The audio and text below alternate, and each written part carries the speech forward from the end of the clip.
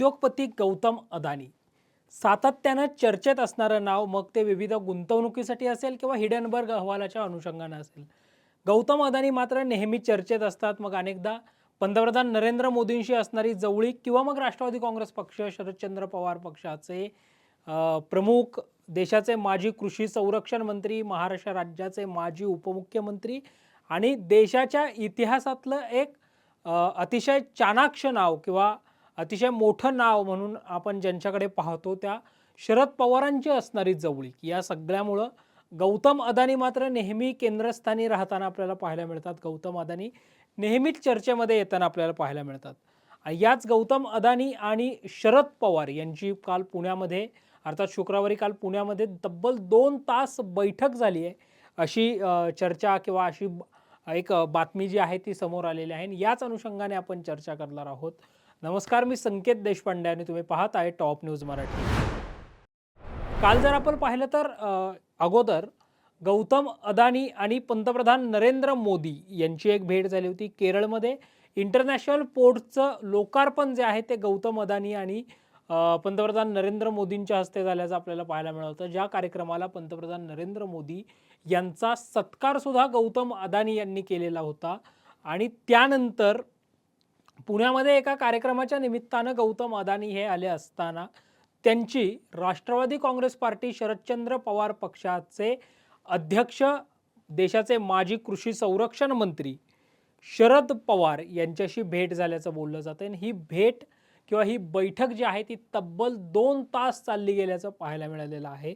नेमकं या भेटीमध्ये काय झालं याचे महत्त्वाचे काही गोष्टी किंवा तो तपशील जो आहे तो जरी सार्वजनिक झाला नसला तरी एक चर्चा अशी सुरू झालेली आहे की सायन्स अँड टेक्नॉलॉजी पार्कमध्ये गौतम अदानी हे गुंतवणूक करू इच्छितात आणि त्या दृष्टिकोनातून ही भेट जी आहे ती झाली गेल्याचं पाहायला मिळत आहे.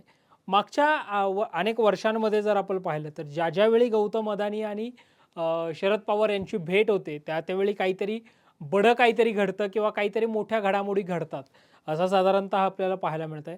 प्रामुख्याने जर आपण पाहिलं तर 20 एप्रिल 2023ला शरद पवारांच्या सिल्वर ओक या निवासस्थानी तब्बल 2 ते 2.5 तास शरद पवार आणि गौतम अदानी यांच्यामध्ये जी आहे ती भेट झाल्याचं पाहायला मिळतं. आणि याच वर्षी जर आपण पाहिलं तर अगदी काही महिन्यांमध्येच राष्ट्रवादीमध्येही बंड झाल्याचं आपल्याला पाहायला मिळालं होतं.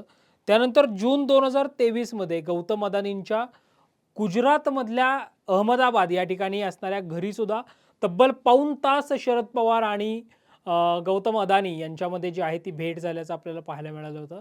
त्यानंतर 2023मध्येच सप्टेंबर महिन्यात बारामतीच्या विद्या प्रतिष्ठानच्या कार्यक्रमामध्ये गौतम अदानी आणि शरद पवार यांची भेट जी आहे ती झाल्याचं आपल्याला पाहायला मिळालं होतं. विद्या प्रतिष्ठानच्या त्यांना तब्बल 25 कोटी रुपयांचा निधी गौतम अदानी यांनी दिल्याचं पाहायला मिळालं होतं. त्यावेळेचा एक फोटो जर आपण पाहिला तर गौतम अदानी यांच्या वाहनाचं सारथ्य हे कर्जत जामखेडचे आमदार आणि शरद पवार यांचे नातू रोहित पवार यांनी केल्याचं आपल्याला पाहायला मिळालं. तो फोटो देखील त्यावेळी समाज माध्यमांवर प्रचंड चर्चेला गेलेला फोटो होता, प्रचंड चर्चेत असणारा फोटो होता. त्यानंतर जर आपण पाहिलं तर हिडनबर्गचा अहवाल आल्यानंतर शरद पवार असतील किंवा शरद पवारांच्या राष्ट्रवादी काँग्रेस पक्षाकडनं कुठलीही प्रतिक्रिया या अहवालावर देण्यात आलेली नव्हती. आणि त्या सगळ्यामुळं जर आपण पाहिलं तर अगदी वारंवार जर आपण पाहिलं तर गौतम अदानी आणि शरद पवार यांच्या एकत्रित मैत्रीचे अनेक किस्से जे आहेत ते सांगितले जातात. जून 2023मध्ये जी गुजरातला भेट झाली होती, ज्या अहमदाबादच्या गौतम अदानी यांच्या घरी भेट झाली होती, त्या भेटीमध्ये काहीशी राजकीय चर्चा झाल्याचं बोललं जात होतं. मात्र या एकाही भेटीचा तपशील जो आहे तो समोर आला नाही, सार्वजनिक झाला नाही. आणि तब्बल आता 2 तासाहून 2 ते 2.5 तास ही जी काही भेट झालेली आहे याच्यामध्ये चर्चा आहे की सायन्स अँड टेक्नॉलॉजी पार्कला गौतम अदानी हे गुंतवणूक करू इच्छितात आणि त्या दृष्टिकोनातून ही सगळी भेट जी आहे ती झाल्या गेल्याचं पाहायला मिळतं आहे. अर्थात या भेटीबाबत अदानी उद्योग समूह असेल किंवा शरद पवारांचे राष्ट्रवादी काँग्रेस पक्ष असेल यांच्याकडनं थेट कुठलीही प्रतिक्रिया जी आहे ती अद्याप समोर आलेली नाही. त्यामुळे ही प्रतिक्रिया आल्यानंतरही अनेक गोष्टींचे खुलासे जे आहेत ते होऊ शकतात. नेमकी शरद पवार आणि गौतम अदानी यांच्यामधली भेट नेमकी कोणत्या कारणासाठी झालेली असू शकते? तुम्हाला काय वाटतं? हे देखील तुम्ही आम्हाला नक्की कळवा आणि अशाच ताज्या आणि महत्त्वपूर्ण बातम्यांसाठी पाहत रहा टॉप न्यूज मराठी. आपला महाराष्ट्र, आपली बातमी.